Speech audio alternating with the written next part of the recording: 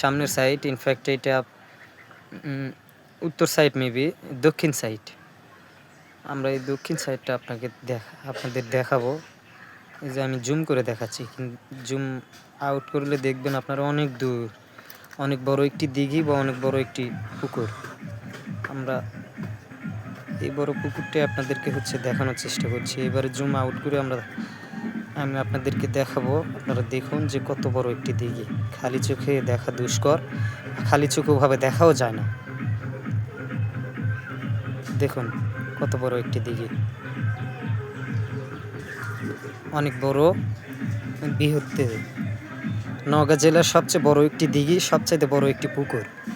দিঘি বলেন আর পুকুর বলেন, যেটাই বলেন, নওগাঁ জেলাতে এর চেয়ে বড় কোনো দিঘি বা পুকুর নাই। দেখুন এটা হচ্ছে সিঁড়ি বা পাড়ি, এদিক দিয়ে লোকজন নামা আসা করে।